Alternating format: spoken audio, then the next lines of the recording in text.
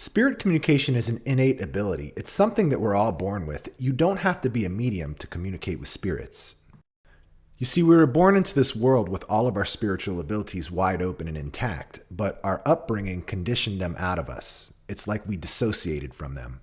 And all we really need to do is bring in an awareness back to them in order to start using them again.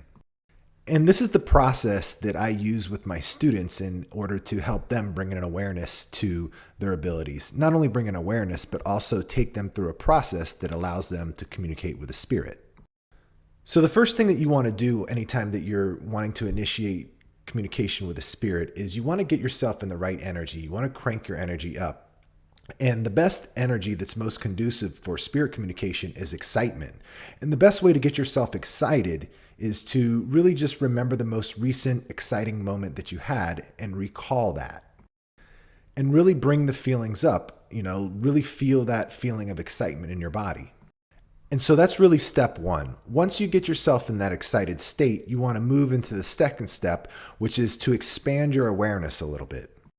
And what I mean by expand your awareness is just become aware of your immediate environment and your surroundings and begin to sense what you feel energetically in the environment that's around you in your immediate surroundings.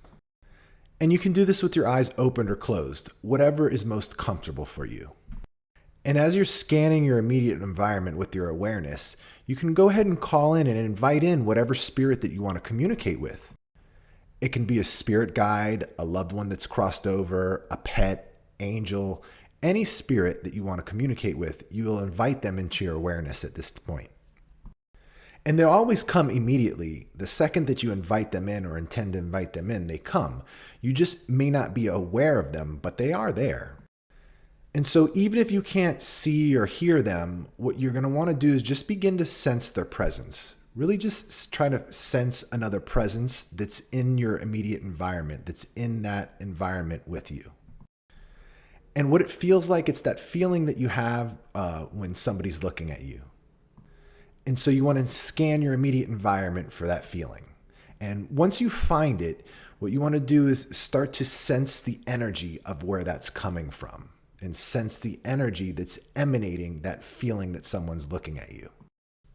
And once you've pinpointed where that is in your immediate environment, then just look down towards the floor where the feet would be. Look down towards the floor of where the energy is emanating from, where the feet would be, and just begin to sense what that's like and become aware if you see anything. Maybe you'll see some feet, maybe you'll see some shoes, whatever it is that you become aware of, just let those images arise, or they may even come as fragments of images. Whatever happens, just let it come.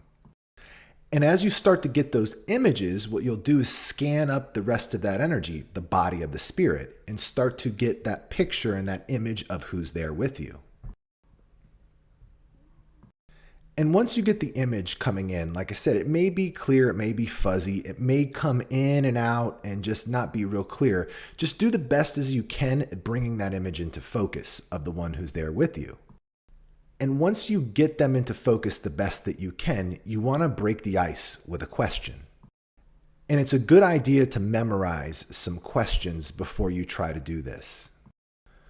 One of the things that I like to ask is if I'm calling on a loved one I haven't communicated with before, is I'll ask them, have you been trying to get a hold of me? And if so, how?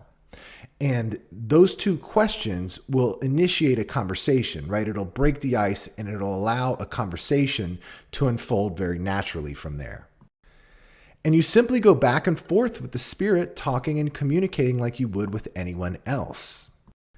You'll get your answers and hear the spirit the same way that you hear the thoughts in your mind, except these aren't going to be thoughts that you're thinking. They're thoughts that you're receiving.